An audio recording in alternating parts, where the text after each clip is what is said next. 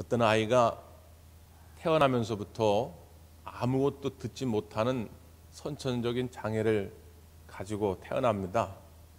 근데 다행히 약간의 신경이 살아 있어 가지고 특수한 보청기를 제작해서 끼게 되면 어느 정도는 소리를 들을 수 있게 된다고 하는 희망적인 소식을 듣게 됩니다. 그래서 이제 아이가 태어나서 한 몇 달쯤 되었을 때 아이에게 맞는 보청기를 제작해서 끼워준 것이죠.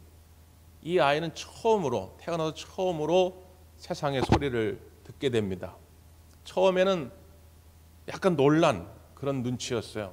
그런데 엄마가 아가, 엄마야, 사랑해 하고 하니까 이 아이가 그게 무슨 말인지도 모를 텐데 엄마의 음성을 듣고 까르르 까르르 미소를 지으며 웃기를 시작합니다. 역시 옆에 있던 아빠도 아가, 아빠야, 사랑해. 그러니까 아빠인지 엄마인지 누군지 알겠습니까? 그런데 그 아빠의 음성을 듣고 또 이 아이는 환하게 미소 지으면서 기뻐하기를 시작합니다. 이게 이제 인터넷에 이 엄마가 올려가지고 많은 사람들이 그 영상을 보면서 감동을 받게 되죠. 실제로 아이들은 엄마 아빠의 음성만 들어도 기쁨이 충만하게 되고 염려와 두려움이 사라지게 되더라고 하는 것이죠. 오늘은 그런 날입니다. 어떤 날이냐? 하나님의 음성을 듣는 날입니다. 우리가 영적인 귀가 열리지 않을 때는, 하나님의 음성이 들리지 않을 때는 늘 두려움과 불안감에 쌓일 수밖에 없어요. 기쁨이 있을 수가 없지요. 근데 하나님의 음성이 들려지는, 영적인 귀가 열려지는 어떤 체험을 하면 그 순간부터 그렇게 인생에 행복할 수가 없어요. 그냥 순간순간 뭐 상황이 크게 달라진 것은 아닌데 하나님의 음성이 들려지는 그 순간부터 내 마음의 불안함은 사라지고 염려 걱정은 사라지고 희한하게 기쁨과 감사가 넘쳐나기를 시작하더라고 하는 것이죠. 그래서 칼 바르트라고 하는 신학자는 말씀이 뭐냐 이렇게 구분할 때 크게 세 가지로 얘기합니다. 하나는 기록된 말씀. 기록된 말씀은 뭡니까? 성경이죠. 당연히 이 기록된 말씀이 가장 기본이 됩니다. 또 하나는 뭐냐면 선포된 말씀입니다. 기록된 말씀을 근거로 해서 설교자들이 이렇게 선포를 하지요. 이 선포된 말씀, 이것도 하나님의 음성인 것이죠. 그런데 또 하나, 세 번째 가장 중요한 게 뭐냐면 계시된 말씀입니다. 계시, 드러낼 계자에 보여줄 시 아닙니까? 이게 드러내서 보여주는 어떤 말씀이 있다 그 말이에요. 그럼 그 계시된 말씀은 뭐냐? 그 계시된 말씀이 예수 그리스도 그 자체라는 거예요. 그게 여러분 무슨 의미입니까? 두 남녀가 뜨겁게 사랑을 했어요. 매일매일 전화를 통해 가지고 사랑을 속삭입니다. 자기야 사랑해, 영원히 사랑해, 당신밖에 없어, 난 당신하고 살 거야. 매일매일 사랑을 고백해요. 이것도 사랑의 음성이죠. 근데 어느 날 여자가 아주 심한 감기에 걸렸어요. 전화 통화도 오래 할 수도 없어요. 나가가지고 약국 가서 감기약이라도 사오려고 했더니 눈이 그냥 막 펑펑 쏟아지는데 벌써 무릎까지 눈이 차가지고는 밖에 나갈 엄두도 내질 못합니다. 그러니까 그냥 집에서 이불 뒤집어 쓰고 끙끙 앓고 있어요. 그렇게 두세 시간쯤 지났는데 갑자기 바깥에서 초인종 누르는 소리가 들린 거죠. 그래가지고 그냥 어렵게 기어가지고 문까지 가서 열어보니까 누가 와 있어요? 눈치가 있으면 아실 텐데, 남자친구가 눈을 그냥 잔뜩 맞아가지고 벌써 무릎까지 찬 그 눈길을 다 헤치고 그 사랑하는 연인을 위해서 감기약을 딱 싸가지고 온 거예요. 아무 말도 하지 않았습니다. 그냥 문 앞에 그 감기약을 들고 딱 서 있는데 그 자체가 뭐예요? 사랑의 메시지예요. 사랑의 음성이죠. 오늘은 어떤 날이냐? 아무 말씀도 하나님이 하지 않으셔도 말 구유에 놓여있는 아기 예수님 그 자체가 계시된 말씀이다 그 말이에요. 거기에 하나님의 음성이 담겨져 있다 그 말이에요. 어떤 음성입니까? 저 하나님의 보좌에 계셔야 할 가장 거룩하고 거룩한 예수님께서 오늘 이 낮고 낮은 말구 위에 아기의 모습으로 오신 그 자체를 보면서 하나님이 우리를 향한 이 사랑의 고백, 내가 너희를 너무너무 사랑하기 때문에 내가 이 낮은 자리에 왔다고 하는 이 하나님의 사랑의 음성을 들을 수 있어야 한다는 거예요. 그 사랑의 음성을 듣는 자는 이 성탄의 아침에 기쁨이 충만해집니다. 이게 제가 어떻게 얼마나 달변으로 여러분에게 이 설교 말씀을 전하겠어요. 제가 아무리 해도 그 예수 그리스도의 탄생 그 자체가 주는 하나님의 음성을 제가 다 표현하지 못하죠. 그냥 아기 예수님 그 모습 자체로 하나님의 사랑의 마음이 담겨져 있거든요. 오늘 여러분의 영적 귀가 열려지고 여러분의 마음의 문이 열려져서 하나님의 사랑의 음성이 들려지게 되기를 간절히 바랍니다. 어떤 이는 그 사랑의 음성을 듣고 마음의 기쁨으로 충만해지는가 하면 어떤 이는 귀가 열려지지 않으니까 그 하나님의 사랑의 음성을 듣지 못하고 기쁨도 누릴 수가 없게 됩니다. 오늘 본문은 예수님의 탄생의 사건, 특별히 예수님의 탄생을 기뻐하고 경배하러 찾아온 동방 박사들의 이야기입니다. 그런데 동방 박사들의 이야기를 다루기 이전에 예수님의 탄생을 알았지만 예수님을 만나지도 못했고 예수님 때문에 기뻐하지도 못했던 사람들의 이야기도 있습니다. 누가 기뻐하지 못했습니까? 한번 성경을 보세요. 1절 2절의 말씀입니다. 1절 2절 시작.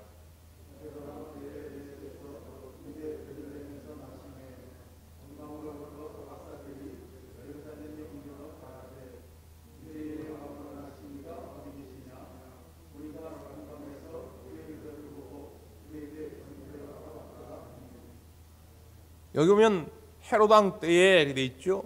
당시 이스라엘은 로마의 식민지였고 로마가 헤롯 그리고 몇 사람에게 이스라엘 영토를 나누어 가지고 소위 분봉왕이라고 그러는데 그 영토를 로마의 관리 대신 다스리게 한 거죠. 그때 이제 이 예루살렘 주변을 다스렸던 왕이 이제 헤롯 왕입니다. 그때의 동방의 박사들이 큰 별을 보고 이 세상을 구원할 메시아가 태어날 거라고 하는 그런 하늘의 뜻을 알아가지고 찾아왔는데 그게 이제 이스라엘 언저리에서 멈춘 거예요. 근데 이제 동방의 박사들은 모르잖아요. 이들은 이방인이거든요. 구약의 메시지를 몰라요. 그러니까 그 예루살렘을 다스리던 헤롯 왕을 찾아간 겁니다. 유대의 왕이 여기서 태어난다고 하는데 그 유대의 왕이 태어날 곳이 어디입니까? 이렇게 물은 거예요.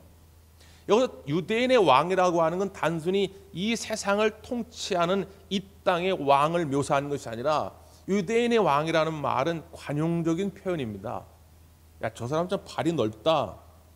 그래 가가지고 신발 벗겨가지고 사이즈 보니까 235mm예요. 아니 235인데 왜 이렇게 발이 넓습니까? 여러분 발이 넓다라는 말은 그런 뜻이 아니잖아요. 저 사람 발이 넓어 이 말은 인맥이 넓다 그 말이죠. 아는 사람이 많다. 이렇게 쓰여지는 말이 관용적인 표현이에요. 유대인의 왕은 단순히 이 세상을 다스릴 왕을 말하는 것이 아니라 메시아를 말하는 거예요. 신약 표현으로 하면 그리스도를 말하는 것이죠. 그러니까 동방의 박사들이 헤롯 왕에게 물으니까 헤롯 왕이 이걸 듣고 깜짝 놀라는 거예요. 이 소식을 접한 몇몇 사람들이 소동이 일어났더라. 성경은 표현합니다. 난리가 난 거예요. 그래가지고 당시의 전문가들, 종교 지도자들, 지금으로 말하면 신학자들, 목사님들 몇 사람들을 모은 거예요. 그래서 구약의 성경에 도대체 메시아가 어디서 태어난다고 했느냐 하니까 전문가들은 바로 알죠. 구약 성경에 여러 번 예언하셨는데 베들레헴입니다. 그러니까 헤롯 왕이 다시 동방 박사들을 불러가지고 조용히 말한 거예요. 베들레헴이라고 하는데 거기 가서 그 메시아를 만나거든 나한테도 좀 알려주시오. 나도 가서 그분께 경배를 드렸으면 좋겠습니다. 이렇게 얘기해요. 그런데 실제 헤롯 왕은 그 아기 예수님께 경배하고 싶은 마음이 추호도 없었어요. 요즘 젊은이들 표현으로 말하면 1도 없었어요. 어떤 걸 보면 알게 되느냐? 그 예수님이 태어났다는 소문을 듣고 베들레헴 주변에 2살 아래에 있는 아이들은 다 죽이도록 명령합니다. 정말 그 예수님께 경배하고 예수님이 태어나신 것이 정말 큰 기쁨이라면 그런 짓을 안 했겠죠. 그런데 왜 헤롯이 예수님의 탄생의 소식을 들었음에도 불구하고 기뻐하지 못하고 감사하지 못하고 예수님을 만날 생각도 못했을까요? 왜요? 헤롯에게는 예수님이 경쟁 상대였습니다. 라이벌이었단 말이죠. 지금도 여전히 예수님을 경쟁 상대로 생각하는 사람들에게는 이 성탄절 아침이 별로 기쁘지 않습니다. 예수님을 만난다는 게 기쁘지 않아요. 교회 바깥에는 많죠. 그들은 예수님께 자기의 것들을 뺏긴다고 생각합니다. 예수님께 시간을 뺏기고, 예수 믿으면 물질을 뺏기고, 예수 믿으면 좋았던 취미도 버려야 되고, 친구들, 인간관계도 버려야 되고, 좋아하는 모든 것들을 예수 믿으면 다 뺏긴다고 생각해요. 그러니까 예수님은 나한테 생명을 주시는 분이 아니라 내 걸 뺏어가는 경쟁자라고 생각하니까 아까워가지고 예수님께 나올 수가 없어요. 그런 사람들이 교회 밖 세상에는 수도 없이 많죠. 그들에게 크리스마스는 영적인 기쁨보다는 놀고 먹고 마시는 쾌락의 기쁨밖에 없는 거죠. 더 안타까운 것은 교회 안에도 있습니다. 이게 무슨 소리냐? 교회 안에도 여전히 예수님과 내 마음의 보좌의 자리를 놓고 매일 경쟁합니다. 어떤 날은 내 마음의 보좌에 예수님이 주인으로 딱 앉아 계실 때는 얼마나 이렇게 내 마음이 온유하고 부드러운지 말이죠. 응? 자비와 긍휼의 마음이 막 넘칩니다. 에? 흥얼흥얼 막 찬송이 넘치고 감사가 넘치고 말이죠. 그냥 내 마음이 천국이에요. 예수님이 내 마음의 주인 되시면 당연히 내 마음이 천국이요, 내 인생이 천국일 수밖에 없죠. 아니 그런데 늘상 그러면 좋은데 어느 날은 말이죠, 예수님과 싸워요. 예수님이 애 키우는 거 뭐 아십니까? 예수님이 사업하는 거 뭐 아세요? 이 문제는 제가 전문가예요. 예수님 좀 내려오세요. 이 문제만큼은 내가 내 인생의 주인의 자리에 좀 앉을게요. 그러니까 그때부터 그냥 마음이 불안합니다. 애들 보면 못 잡아먹어서 안달이죠. 사업하다 돈 10원만 손해보면 막 손이 부들부들 떨립니다. 밤에 잠이 오질 않죠. 밥을 먹을 수가 없죠. 내 인생이 지옥됩니다. 내 삶의 주인이 내가 되는 순간, 예수님을 경쟁자로 여기고 예수님을 내가 쫓는 순간 내 마음은 지옥이 될 수밖에 없는 것이죠. 기쁨이 찾아올 수가 없는 것입니다. 사랑하는 여러분, 오늘 이 성탄의 아침에 여러분 가운데 함께하러 오신 예수님, 그 예수님을 여러분 삶의 주인으로 모셔드리게 되기를 간절히 바랍니다. 여러분, 우리가 예수님이 어떤 분인지 몰라서 못 믿나요? 예수님이 어떤 분인지 몰라가지고 예수님을 내 마음의 주인으로 영접하지 못합니까? 알긴 많이 알잖아요. 오늘 본문에도 알긴 알았음에도 불구하고 예수님을 만나지 못하고 영접하지 못했던 사람도 있습니다. 자, 본문 한번 다시 보실까요? 4절에서부터 6절까지입니다. 4절에서 6절 시작.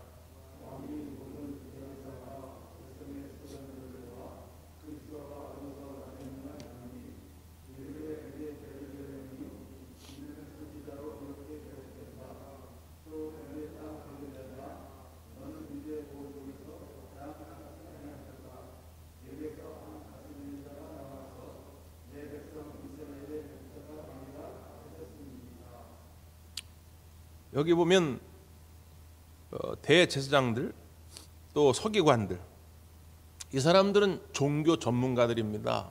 성경 박사들이에요.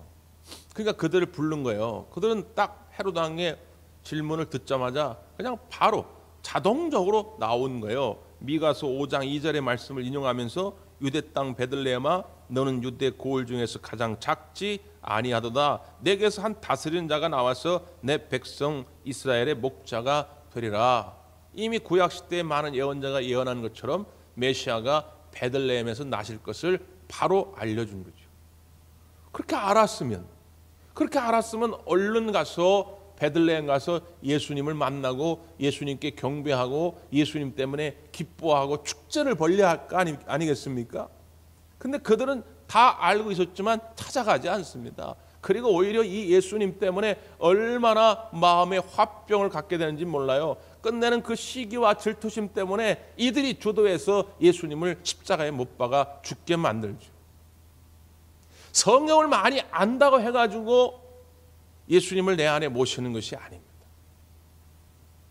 아는 것에서 그치는 것은 누구나 알 수 있어요. 야고보서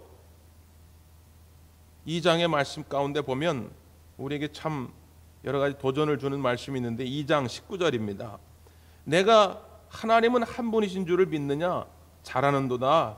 귀신들도 믿고 떠느니라. 하하, 허탄한 사람아, 행함이 없는 믿음이 헛것인 줄을 알고자 하느냐? 이렇게 말씀합니다. 하나님이 한 분이신 줄 아느냐? 그래, 잘했어. 그런데 귀신도 알아, 귀신도. 귀신도 하나님이 한 분인 줄 안다는 거예요. 그렇다고 해서 우리가 귀신을 보면서 야, 너 참 믿음 좋다. 하나님이 한 분인 것도 안 해. 네 믿음 좋아. 이렇게 말합니까? 그렇게 하지 않잖아요. 귀신이 하나님을 한 분임을 알지만 귀신은 하나님을 믿지 않습니다. 하나님을 대적합니다. 그의 믿음은 진짜 믿음이 아닌 것이죠.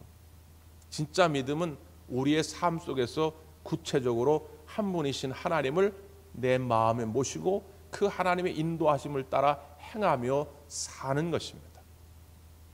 오늘도 여전히 말씀을 들으면서 여러분의 지식, 그 정보 가운데 예수님을 가둬놓지 말고 그 하나님의 사랑이, 예수님의 사랑이 여러분의 가정에서, 여러분의 삶의 자리에서 실천되어지기를 간절히 바랍니다.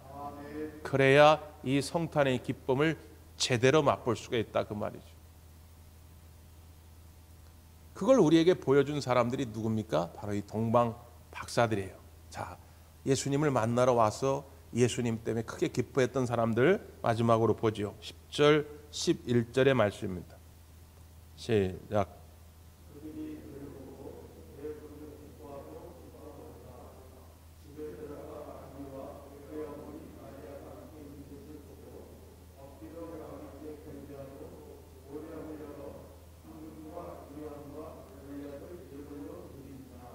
아멘. 지금도 이란의 북부 도시 우르미에라고 하는 곳에 가보면 십자가가 높이 서 있는 교회를 만나게 됩니다. 이란은 이슬람 국가이고 이슬람 중에도 강경파인 시아파가 정교 일치에 따라서 이슬람 종교 지도자가 우리나라 대통령 역할까지 하는 그런 나라 아닙니까? 지금도 미국과 이란이 굉장히 첨예한 갈등을 겪고 있는데, 그런데 그런 이란이라고 하는 나라 우르미에라고 하는 도시에 가면 십자가가 높이 서 있는 교회가 있어요. 그 교회 이름이 뭐냐? 마리아의 교회 혹은 동방박사 무덤교회 이렇게 불려집니다. 지금도 간간히 성지순례 하게 되면 거기를 가는 경우도 있어요. 이 동방박사들이 옛날에 어디서 왔냐? 바로 이 지금으로 말하면 이란. 옛날에는 거기가 조로아스터교라고 하는 이방 종교가 성행하던 곳입니다. 우리말로 하면 매화교 이렇게 번역이 되는데 조로아스터교의 사제들이었어요. 그들은 어디서 하나님의 그들이 믿는 신, 그러니까 그들이 믿는 신의 뜻을 어디서 발견했냐면 별을 연구하면서 발견했습니다. 그게 점성가들이었어요. 그러다가 큰 별을 만나게 된 거예요. 자기들이 이전에 경험해보지 못한 큰 별을 만난 거예요. 야, 이건 뭔가 이상하다. 이건 뭔가 큰 의미가 있다. 그래서 그 별을 따라온 것이 오늘 본문의 장면입니다. 지금은 물론 이제 이란에서 이스라엘까지 비행기 타면 뭐 몇 시간이면 갑니다. 근데 옛날에 이란에서 그 이스라엘까지 가려면 낙타를 타고 가는데 보통 두세 달 걸려요. 보통 두세 달. 그럼 갔다 오려면 반년이 걸립니다. 많은 경비가 들어요. 돈이 듭니다. 그럼에도 불구하고 그들은 오직 그 메시아 가리키는 별을 따라서 여기까지 온 거예요. 그 온 수고만 해도 대단한데 그냥 온 것이 아니라 여기에 보니까 아기께 경배하려고 보배압을 열어 황금과 유향과 모략을 드린 겁니다. 당시에는 최고로 치는 보물들, 가장 가치 있는 것들을 준비해 와 가지고는 이 예수님께 드린 것이죠. 왜요? 너무 기뻤기 때문에. 그 앞에 10절에 보면 매우 크게 기뻐하고 기뻐하더라. 이 땅을 구원하실 메시아가 오신 것이 너무 기뻤기 때문에 자기들이 가지고 있는 최고의 가치를 들여서 예수님께 경배하는 것이죠. 어떤 사람이 가장 기뻐할 수 있느냐? 예수님이 메시아, 그리스도. 메시아, 그리스도는 같은 말인데 우리말로 번역하면 기름 부음 받은 자, 구원할 자, 그런 뜻입니다. 예수님이 우리의 구원자가 됨을 마음속으로 온전히 체험하고 고백할 수 있는 사람에겐 말로 형용할 수 없는 기쁨이 있게 되는 것입니다. 옛날에 한국의 슈바이처라고 불렸던 장기려 박사님이 계십니다. 그분이 80세가 되었어요. 누군가 물었답니다. 박사님, 지난 80년 인생을 살면서 가장 기뻤던 때가 언제입니까? 큰 기쁨을 가졌던 기억나는 몇 가지를 좀 소개해 주십시오. 그랬더니 그분이 크게 세 가지가 떠오른다. 하나는 우리 큰아들이 태어났을 때다. 큰아들이 태어났을 때 말로 표현할 수 없는 기쁨이 내게 있었다. 두 번째, 송기정 선수가 올림픽에서 금메달을 땄을 때다. 그때 너무너무 기뻤다. 세 번째가 예수 그리스도가 나의 구주임을 깨닫게 된 날이다. 예수님이 나의 죄를 위해서 죽으셨다고 하는 그 기쁨을 깨닫게 되는 순간 앞에서 말한 두 기쁨은 기쁨도 아니었다. 여러분에게는 무엇이 가장 큰 기쁨입니까? 우리가 우울할 수밖에 없고 낙담할 수밖에 없는 것은 이 큰 기쁨을 자꾸 잃어버리기 때문입니다. 이 큰 기쁨의 감격을 누릴 수만 있다면 이 세상에서 소소하게 겪는 아픔과 상처들은 별거 아닙니다. 금방 지나갈 수 있습니다. 이 성탄절이 어떤 날입니까? 그 기쁨을 회복하는 날입니다. 주님 주시는 이 큰 기쁨을 가지고 여러분 마음속의 어두움들을 잘 이겨내시기를 간절히 바랍니다. 기도하겠습니다.